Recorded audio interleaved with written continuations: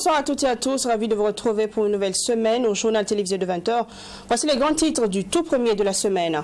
Plan d'action pour la stabilisation et le développement. La transition burkinabé peut compter sur la Banque ouest africaine de développement. Son président Serge Ekoué, reçu en audience dans la matinée de ce 6 février par le chef de l'État, a déclaré que l'institution bancaire est disposée à accompagner le Burkina Faso dans ce sens. Précision juste après les titres. A1 du Conseil national de la transition guinéenne, les parlements des pays en transition conviés à partager leurs expériences. Le docteur Ousmane Bougma, président de l'Assemblée législative de transition du Burkina, y prend part aux côtés de ses homologues du Tchad et du Mali. Le président de l'ALT compte s'inspirer du modèle guinéen. On en parle avec notre envoyé spécial. Restez avec nous. 19e journée du championnat national de Ligue 1. L'AS Douanes et le RCK ont livré un beau match hier dans la soirée au stade Issoufou Joseph Konombo. Les Gabelous, en avance au Marquois, se sont fait rattraper par les cheminots. Pour le coach de l'AS Douanes, ce score est décevant. Restez avec nous, les images en fin de journal. Transition au Burkina Faso, la BOAD, la Banque ouest africaine de développement, est disposée à accompagner la mise en œuvre du plan d'action pour la stabilisation et le développement du Burkina. C'est ce qu'a laissé entendre le président de la BOAD, Serge Ekoué, ce matin lors d'une audience qui lui a été accordée par le chef de l'État, capitaine Ibrahim Traoré. En outre, les deux parties ont évoqué la question du capital humain dans des secteurs comme la santé et l'éducation. Le point avec Michael Togré. Le président de la transition, chef de l'État, le capitaine Ibrahim Traoré, a reçu en audience le président de la Banque africaine de développement, BOAD, Serge Ekoué. Le président Traoré et son hôte ont échangé sur le projet de développement de l'institution bancaire de l'Union économique et monétaire ouest-africaine au Burkina Faso. Nous avons pu échanger avec le chef de l'État sur ses priorités. Nous avons échangé sur nos engagements respectifs et nous avons pu constater que le chef de l'État comptait beaucoup sur la Banque ouest-africaine de développement, qui est la banque de l'Union monétaire ouest-africaine, donc la banque également du Burkina. Nous avons pu converger sur le fait que la BOAD était tout à fait disponible pour accompagner le programme d'action pour la stabilisation et le développement. Selon Serge Ekoué, les échanges étaient surtout axés sur le plan d'action pour la stabilisation et le développement du Burkina Faso.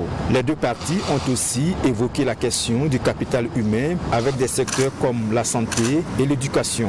Nous avons évoqué les sujets de développement. Comme vous le savez, ce sont des sujets qui nous sont très attachés, pour lesquels nous mettons tout notre cœur. Et c'est la vocation même de la Banque ouest-africaine de développement que de traiter des sujets de développement. Et à cet égard, nous avons évoqué avec le chef de l'État le programme d'action de stabilisation et de développement du Burkina.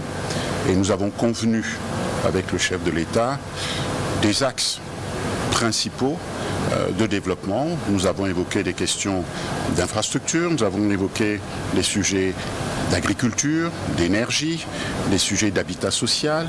L'institution bancaire de l'UEMOA, qui fête ses 50 ans, le 14 novembre prochain, a exprimé son soutien et sa solidarité à l'endroit du peuple burkinabé face à la crise sécuritaire et humanitaire que traverse le pays depuis 2015. Une délégation de l'Assemblée législative de transition du Burkina est dans la capitale guinéenne depuis le 4 février. La délégation conduite par le président de l'ALT a pris part à la commémoration de l'installation du Conseil national de la Guinée. La cérémonie a servi de cadre de partage d'expérience entre les différents parlementaires. Dr Ousmane Bougma a exprimé sa volonté de s'inspirer du modèle guinéen. Reportage notre envoyé spécial Abdourahim Niania. L'an 1 du Conseil national de la transition guinéenne, plus qu'une simple célébration, est un rendez-vous du donner et du recevoir pour les parlements des pays en transition. Le Tchad, le Mali et le Burkina Faso, représentés par leurs présidents de parlement, sont passés au pupitre pour partager leurs expériences. Le Conseil national de la transition, quant à lui, dresse le bilan de ces 12 mois d'activité. Le CNT guinéen a apporté des innovations pour prendre en compte les aspirations réelles du peuple dans le travail parlementaire. On note entre autres la mise en place d'une plateforme qui permet aux Guinéens de prendre part au débat d'orientation constitutionnelle et l'initiation des plénières délocalisées. Le CNT, après les échanges avec les populations et le lancement officiel aujourd'hui de la plateforme de participation citoyenne, a conçu et prévu un symposium sur le constitutionnalisme. Dans le domaine législatif, nous nous préparons donc à éditer la première version du magazine Le Législateur pour recueillir tous les textes de loi votés par notre organe législatif pour que ces textes soient accessibles à toute la population guinéenne. Cette manière de faire du CNT guinéen est appréciée par plus d'un. Le président de l'Assemblée législative de transition, Dr Ousmane Bougouma, estime que l'expérience guinéenne appelle à des réflexions afin que son institution réponde aux besoins du peuple burkinabé. Le défi de toute réforme réside là. Comment faire de telle sorte que le texte que nous adoptons traduise la volonté réelle de notre peuple, ses aspirations profondes. Vous avez mis en place 2 commissions ad hoc. Une commission pour rédiger le règlement intérieur et une autre pour rédiger les termes de référence pour aller rechercher la volonté de votre peuple. Il s'agit là d'une vision que je salue, remarquable. Une fois retourné au Burkina Faso, avec ma délégation, avec l'Assemblée législative de transition, nous saurons tracer les meilleurs sillons pour la réussite de notre mission. Le Parlement de la CEDEAO a été représenté par son 2e vice-président à cette cérémonie. Sani Malam a salué l'initiative de cette rencontre de partage d'expériences et invité les parlements de transition à éviter des calculs politiques et préserver les intérêts des peuples. Retour dans la capitale burkinabé, le grand entretien du chef de l'État avec la presse nationale a largement été commenté par Geoffroy Vaha et ses invités au cours du dernier numéro du JDS, le journal du dimanche soir. Entre les aspects sécuritaires, diplomatiques, de gouvernance et bien d'autres, les 3 invités que sont le docteur Olopepenya, le docteur Aruna Louré et le docteur Aboubakar Sango ont tout passé en revue. On fait le point avec Serge Kabouré. Le grand entretien entre le chef de l'État et la presse burkinabé a été décortiqué par les invités du journal du dimanche soir. De la sécurité à la diplomatie, en passant par la gouvernance et la lutte contre la corruption, les 3 invités ont analysé cette première sortie du président de la transition. J'ai eu l'impression qu'on a juste voulu rassurer les Burkinabés sur quelques rumeurs qui courent par-ci par-là, mais qui ne font pas de la gestion de l'État la chose la plus fondamentale. Là, je m'étonne. Et je ne sais pas comment les journalistes ont été sélectionnés. Est-ce que c'est de concert avec tous les autres médias pour choisir des journalistes pour y aller, ou ça a été tiré sur le volet? Et pour rendre l'exercice plus intéressant, on aurait souhaité que ça soit indirect. J'ai trouvé les journalistes à la hauteur de l'exercice. Personnellement, j'ai trouvé que les questions qu'ils ont posées au président, j'ai trouvé certaines questions audacieuses. Voilà. D'où l'agacement du président. C'est vrai, on aurait pu varier. Du point de vue donc de la communication, on voit ici un président qui est posé, qui est serein, voilà, et qui répond de façon très modeste aux questions qu'on lui pose. Sur la question sécuritaire, l'affirmation du chef de l'État selon laquelle la guerre n'aurait pas encore commencé n'a pas été du goût de certains invités, à l'image du docteur Aruna Louré et du docteur Aboubakar Sango. Il ne s'agit pas de reconnaître que c'est difficile et ne pas réfléchir en même temps à d'autres manières pour atténuer cette souffrance des populations. Pour revenir à la deuxième partie, dire que la guerre n'a pas vraiment commencé, je pense que ça a été une grosse erreur de la part du président. On perd des soldats au quotidien, on perd des VDP au quotidien, on a des familles éplorées au quotidien. Ils sont morts pourquoi si la guerre n'a pas encore commencé? Le président, à sa prise au pouvoir, il a promis que cette guerre pouvait se gagner en 3 mois. Si 4 mois après, il dit qu'il est encore dans des opérations ciblées, ça peut induire en erreur, mais on le comprend. Mais tout ça montre que le président et ses communicants doivent encore mieux travailler ses sorties. Mais je l'ai trouvé je trouve qu'il assume le fait qu'ils avancent lentement. À l'inverse, le docteur Olo Pépin Yen, lui, apprécie les réponses sécuritaires apportées par le chef de l'État. Depuis un certain temps, et quand même, on constate que notre armée n'est plus à la défensive, mais plutôt à l'offensive. On sent quand même un peu de sincérité dans ses propos, contrairement à ce qu'on nous a fait croire il n'y a pas longtemps que l'armée montait en puissance, alors que dans la réalité, la situation ne faisait que se compliquer. Voilà. Donc, je pense qu'il faut dire la vérité au peuple. Voilà. Il faut préparer ici le peuple, la population ici, à faire face à toutes les éventualités. La question diplomatique abordée au cours de l'entretien du chef de l'État a également été analysée par les invités du JDS. En ce qui concerne les relations avec la France, je pense qu'il a posé le problème au niveau militaire, au niveau de la coopération militaire. Et il dit que c'est à ce niveau que le problème se pose et ils n'ont fait que dénoncer un accord militaire déjà qui existait. Moi, au-delà de la France, c'est la question du G5 Sahel. Le problème que nous vivons, c'est un problème sahélien. Donc quand 4 mois après on me dit que non, on n'a pas une grande information sur le Sahel, sur le G5 Sahel, on ne sait pas comment ça fonctionne, ça me pose des questions. C'est sur cet aspect vraiment, j'attendais vraiment qu'on nous dise voilà ce que nous entreprenons pour le Sahel. Si la question des relations franco-burkinabè préoccupe le docteur Olo Pépin et l'ancien député, le docteur Harouna Louré, l'ancien chercheur, le docteur Aboubakar Sango, lui, affirme être resté sur sa faim dans la coopération avec la Côte d'Ivoire. J'ai dit sur la Côte d'Ivoire, il faut faire attention. C'est le pays de la sous-région avec lequel nous avons beaucoup de liens. On aime dire historique, géographique. On aime dire Côte d'Ivoire, Burkina, c'est chambre, salon. Il faut faire attention. Et j'ai dit, la Côte d'Ivoire du président Ouattara ne peut pas être un problème pour le Burkina Faso. La Côte d'Ivoire n'est pas venue au CIAO. On lui a posé la question. Il n'a rien dit. Ça veut dire qu'il y a une crise entre les deux pays. Quelle est la nature de la crise? Sur quoi on ne s'entend pas?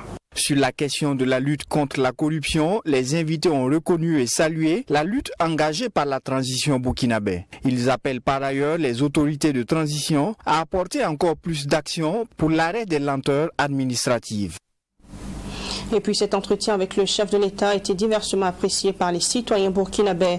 Bon nombre d'entre eux reviennent sur les questions de sécurité et la conduite même de la transition.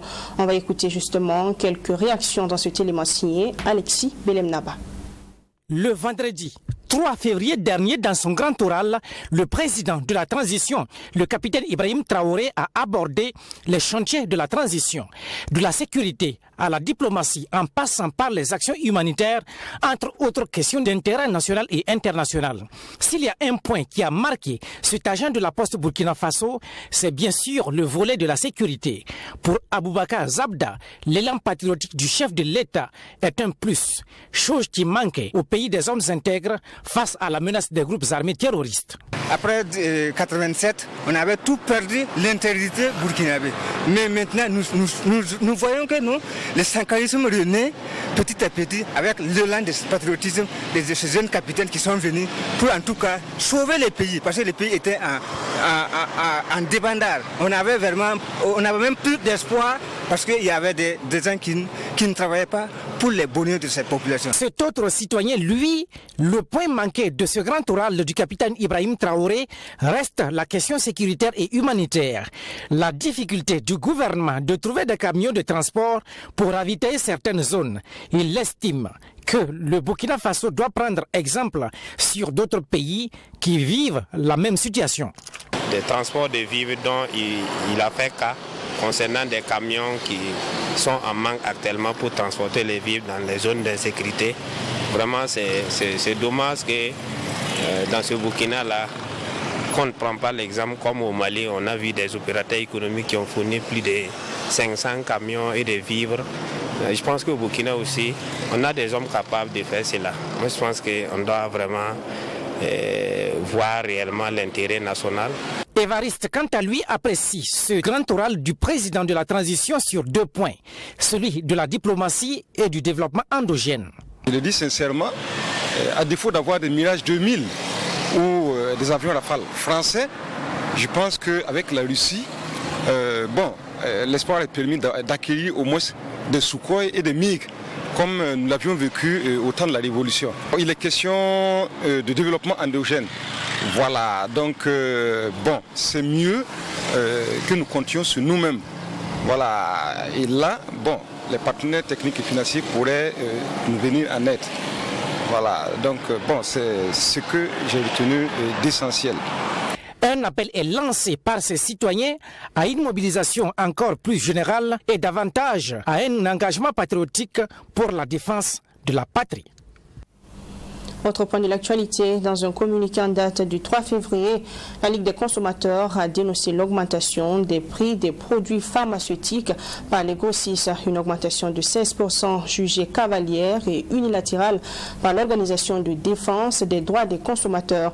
La Ligue des consommateurs dit craindre le retour des consommateurs vers des médicaments de rue et interpelle les autorités à prendre des mesures idoines. On en parle avec Maxime Cholbambara. Ces pharmacies qui s'approvisionnent La Ligue des consommateurs du Burkina s'insurge contre l'augmentation des prix de médicaments dans certaines pharmacies. L'Organisation de défense des droits des consommateurs a, dans un communiqué du 3 février, dénoncé une hausse des prix des produits pharmaceutiques par les grossistes. Une augmentation constatée ce mois de février qui fait passer la marge bénéficiaire de 1,32 à 1,48 sur les produits vendus en pharmacie. En termes clairs, de 640 francs de bénéfice, les pharmacies qui appliquent cette augmentation ont désormais un bénéfice de 320 francs de plus sur les produits, soit au total 960 francs CFA. Regardez ce produit qui me coûtait 5 000 francs. Vous voyez, il me coûtait 5 000 francs. Et quand on prend l'augmentation qui est déjà de 16%, ça m'amène à 5 000. Voilà, c'est 5 000 combien là? Voilà, le produit coûtait 5 000 francs, ça m'amène maintenant à 5 800 francs. Donc une augmentation de 800 francs CFA, parce qu'on a déjà ajouté 16% d'augmentation.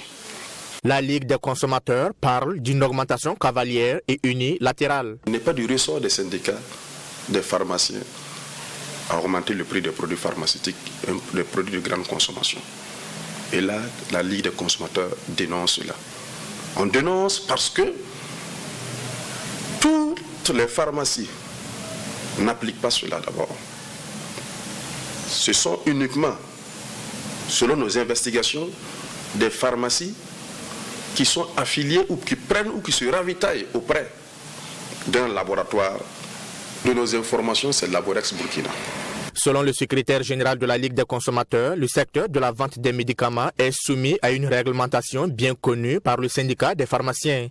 Et les arguments avancés pour justifier cette augmentation ne sont pas soutenables. Mais on nous fait entendre que cela est lié à l'international. Non, à l'international, le PGHT, le prix grossiste hors taxe, n'a pas connu d'augmentation. Et le deuxième argument qui semble être brandi est lequel? C'est qu'il y a des jeunes qui sont au chômage, qui ont fait des études en pharmacie et qu'on voudrait embaucher au sein de leur pharmacie et que cela pourrait leur permettre de résoudre les problèmes salariaux. Est-ce le consommateur qui doit directement le prendre en charge? L'Organisation de défense des droits des consommateurs interpelle donc le ministère en charge de la Santé à travers l'Agence nationale de la régulation pharmaceutique à prendre les dispositions nécessaires pour mettre fin à cette pratique peu orthodoxe des officines pharmaceutiques. Une pratique qui ne fera qu'encourager le retour des consommateurs vers les médicaments de rue avec tous les risques encourus. La 16e édition du Salon international de l'artisanat de Ouagadougou a fermé ses portes. Cela à travers une cérémonie officielle de clôture tenue ce samedi 4 février. Et c'est avec satisfaction que des participants saluent la tenue de cette édition 2023 malgré le contexte sécuritaire difficile. Ils encensent tous la résilience du peuple burkinabé qui a permis de réussir selon eux l'événement. Par contre, des exposants enregistrent des chiffres d'affaires en deçà de leurs attentes. C'est un autre reportage de Alexis Belemnaba. Les rideaux de la 16e édition du Salon international de l'artisanat de Ouagadougou sont tombés ce 4 février à travers une cérémonie officielle de clôture. Si dans les pavillons, certains stands sont déjà vides, d'autres par contre s'affairent à ranger leurs affaires. À l'intérieur, on peut voir des exposants qui s'attellent à emballer les articles invendus et de l'extérieur, des tricycles qui font des va-et-vient. Même si certains n'ont pas réussi à écouler la majorité de leur production, néanmoins, ils saluent la tenue de ce CIAO 2023 et la résilience du peuple burkinabé. 10 jours de mobilisation pour soutenir les artisans venus à ce rendez-vous de l'artisanat africain malgré les contextes sécuritaires difficiles. On attendait vraiment que ça va être une CIAO, une édition un peu malheureuse peut-être, un peu triste, mais finalement c'était pas le cas. C'était pas le cas parce que le peuple a répondu à nos appels. Je peux dire qu'il n'y a pas de bénéfice, mais quand on est rentré à nos frais déjà, c'est déjà très très important. Le jeune exposant ghanéen Mohamed Toulé lui reproche aux autorités d'avoir tenu cette cérémonie à une mauvaise date. Un moment qui n'est pas du tout propice pour faire de bonnes affaires, juge-t-il. Les temps qu'on fait les CIAO là, c'est pas des bons temps quoi. Because on n'a jamais fait CIAO en fin de janvier quoi. Donc cette CIAO là, c'est pas bien passé. Mais on va dire alhamdulillah, because on a commencé avec Bismillah, on a fini avec alhamdulillah. Donc on va dire Dieu merci. Tout n'est pas parfait certes, mais d'autres ont reçu des prix comme Alidou Traoré du Mali qui a été doublement récompensé. On a fait des affaires parce qu'on a fait des échanges et il y a des choses dans notre B2B, il y a des choses au Mali qui ne se trouvent pas au Madagascar, qui étaient là au Cameroun, etc. Et il y a des produits camerounais au Madagascar qui ne se trouvent pas chez moi au Mali, donc on a fait des échanges. Le Mali est très fier d'annoncer que nous avons été aussi des lauréats. On a eu le prix Codepa premier et prix troisième prix créativité. Le Mali a eu l'honneur d'avoir ces 2 prix. Mahata Thiam, meilleur artisan sénégalais, lui rentre avec le 4e prix de la créativité. Il dit être satisfait de sa production. Tous les Sénégalais, ils m'ont accompagné depuis Sénégal, même ici à Ouagadougou. Donc j'ai remercié la population burkinabèse, ils m'ont accueilli, même les Sénégalais. Donc merci beaucoup de toute façon. J'ai terminé presque c'est en 4e position. Pour moi ça va. Même si cette édition 2023 du CIAO s'est tenue dans un contexte particulier, la mobilisation et la résilience du peuple burkinabé étaient au rendez-vous selon les participants. Les exposants ont par ailleurs émis un souhait, celui de voir les autorités leur faciliter le retour de leurs articles restants en leur allégeant les taxes douanières. C'est fini pour la 16e édition du CIAO, mais un autre grand rendez-vous se prépare. Il s'agit de la 28e édition du FESPACO. Le 7e A prend le dessus du 25 février au 4 mars prochain. Les organisateurs ont d'ores et déjà choisi les 15 longs métrages qui vont participer à la compétition. Pour cette année, 170 œuvres vont se disputer les prix dans 11 catégories. Dans la catégorie série télé, on a la série De plus en plus loin du réalisateur burkinabé Eric Hervé Lengani. Dans le prochain élément, le réalisateur Eric Hervé Lengani, rencontré par notre reporter Mamidriana Kamabou, parle de son film et aussi de sa participation au FESPACO. On regarde ça ensemble. De plus en plus loin, un court-métrage du réalisateur burkinabé Eric Hervé Lengani. Il traite du problème délicat de l'immigration. La série raconte l'histoire d'un jeune qui, ayant des difficultés au boulot, décide de partir à l'aventure. Mais les choses ne se passent pas comme prévu. Il décide alors de retourner chez lui et s'en prendre à ceux qu'il juge responsables de ses souffrances. Les hommes ici, les femmes là-bas. La série entièrement tournée au Burkina Faso a été sélectionnée en compétition pour la 28e édition du FESPACO dans la catégorie série télé. Lance pour ta famille. Ça va être encore plus difficile. C'est toujours un honneur d'être en compétition officielle pour un festival aussi prestigieux que l'est le FESPACO. Donc du coup, ça fait toujours un honneur, c'est toujours un ouf. C'est pas la première fois que je suis en compétition officielle, mais toutes les fois que je suis en compétition officielle, c'est toujours un immense honneur. L'essentiel, c'est d'être reconnu, que ton œuvre soit reconnue par des pairs, parce que le comité de sélection est composé de professionnels aussi, et que savoir que ces professionnels qui ont regardé ton œuvre l'ont trouvé assez compétent pour représenter le Burkina à une compétition, c'est déjà gagné. Et sur les 15 longs métrages en course pour briguer les talons d'or du Yénéga, la récompense suprême, le Cameroun et la Tunisie sont les pays les plus représentés, avec chacun 2 films en compétition. Le Burkina Faso est également représenté. Ce n'est pas un festival pour le Burkina, c'est un festival pour l'Afrique et la diaspora. Ce qui voudrait dire que c'est tout à fait normal que les films les plus compétitifs remportent. Et dire que le Burkina ne gagne pas, je ne suis pas totalement d'accord. Au dernier FESPACO, le Burkina a eu les talons d'or en documentaire. Le FESPACO, ce n'est pas que la compétition officielle long métrage. Les gens ont tendance à oublier cela. Ce n'est pas que la compétition long métrage. On a eu plein de trucs, on a eu le Poulain d'or, les 2 derniers FESPACO, nous avons presque tout raflé en documentaire et tout, mais ça on n'en parle pas parce qu'on ne voit que les talons d'or. Il n'y a pas que les talons d'or au FESPACO, certes c'est le prix le plus prestigieux, je suis d'accord, mais il y a d'autres catégories. Si on a jugé utile d'organiser une compétition dans ces différentes catégories-là, c'est parce que ces catégories-là sont aussi importantes. Et depuis 1997, le Burkina Faso, pays organisateur du FESPACO, n'a plus remporté ce prestigieux prix du 7e art. Cela suscite plusieurs questions. Est-ce le manque de financement pour des films de haut niveau ? Ou faut-il voir du côté des réalisateurs burkinabés qui doivent travailler davantage afin d'être plus compétitifs? Non, pas travailler davantage, je ne suis pas totalement d'accord, parce que les réalisateurs qui gagnent là n'ont pas de tête, ils ne sont pas plus intelligents que les réalisateurs burkinabés, ils n'ont pas plus de talent que les réalisateurs burkinabés. Non. Je ne suis pas d'accord avec ça, dire qu'il faut travailler davantage, je ne suis pas d'accord. Peut-être que moi je mettrais peut-être le problème ailleurs. Mettre le problème ailleurs, c'est peut-être dire que ces gens ont peut-être eu plus d'argent. Entre griffes. C'est vrai qu'on dira que ce n'est pas forcément de l'argent qui est tout, mais travailler dans des conditions optimales, sans l'angoisse sans angoisse financière, permet aussi d'être souvent plus créatif. 170 œuvres vont se disputer les honneurs à cette 28e édition du FESPACO, reparties dans 11 catégories, parmi lesquelles la fiction long métrage, le court métrage, le documentaire, les séries télé, les films d'école et les films d'animation.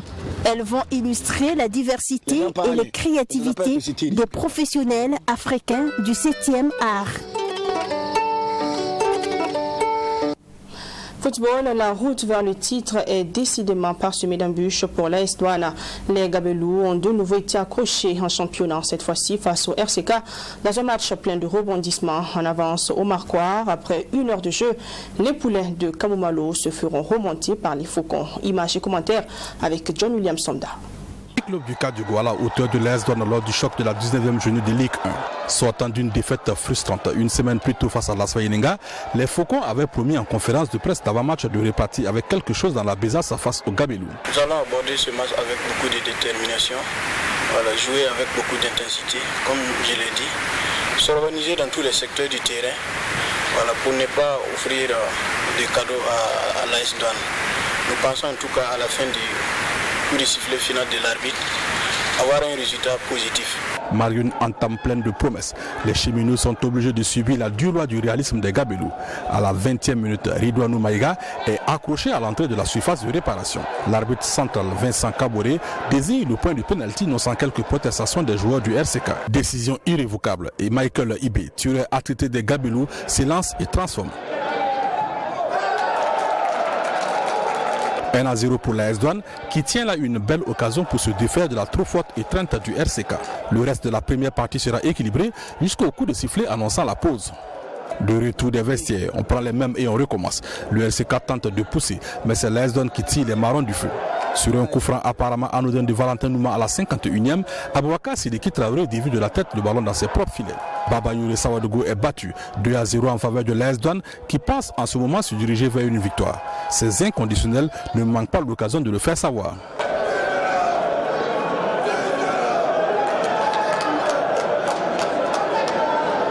Comment ne pas y penser, surtout lorsque les occasions se succèdent. Mais Michael Ibé bute aussi Baba Youre Sawadogo qui lui avait pourtant facilité la tâche. Une occasion manquée qui pourrait être considérée comme le tournant de la partie.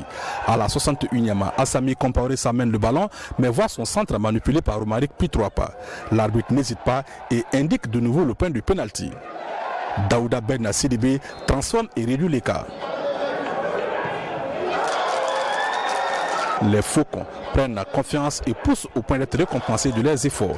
Suite à un centre d'Alassane Souré, Abdoul Ouedraogo surgit et trompe Mohamed Dazégué d'une tête croisée.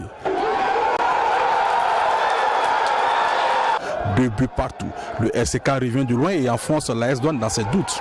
Remontée spectaculaire des Faucons qui accroche le leader dans un match fou. Pour Kamou Malo, le coach des Gabelou, c'était nul aux allures de défaite. C'est très très frustrant. Nous aurions dû pu empêcher en tout cas le gain du match. Alors je suis très très déçu pour le résultat. C'est de continuer encore à travailler, c'est pour dire que rien n'est acquis d'avance. Voilà, donc c'est un championnat, c'est très difficile. Nous sommes à notre 3e match nul d'affilée. Et ce match nul, pour moi, ça a un goût plutôt d'une défaite. Parce qu'à 2-0, on se fait rattraper. Bon, c'est le foot. Je le prends avec philosophie. Dessus, Kamoualo peut l'être, au contraire de Saïdou Sawadogo du RCK qui reste satisfait de la prestation de ses poulains. Qui a joué.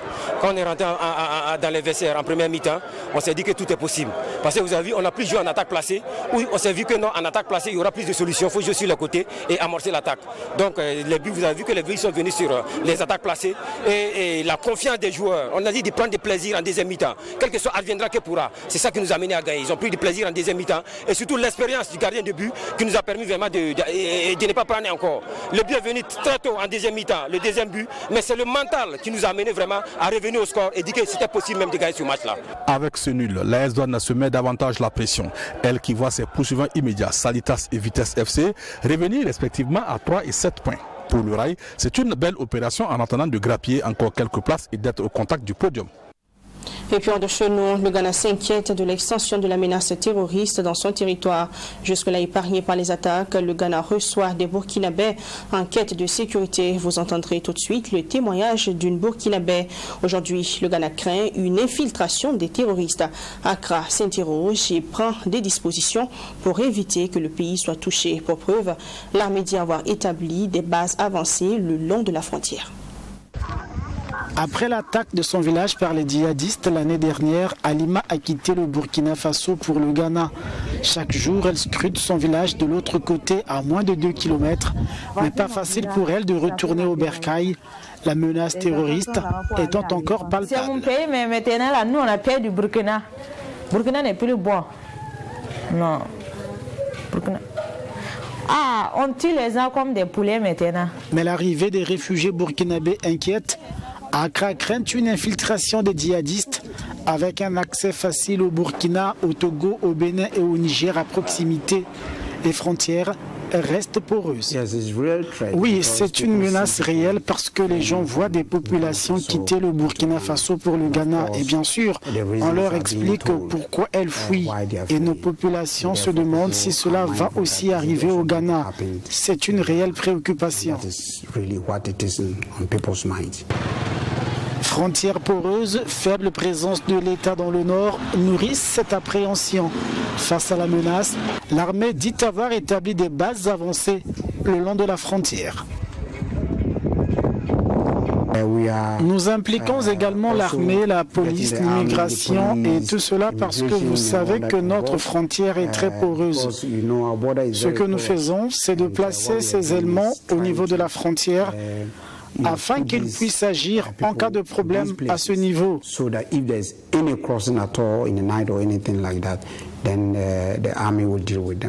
L'année dernière, les autorités ghanéennes soutenues par Ouagadougou ont capturé 2 djihadistes présumés qui avaient trouvé refuge au Ghana après avoir été blessés à la frontière.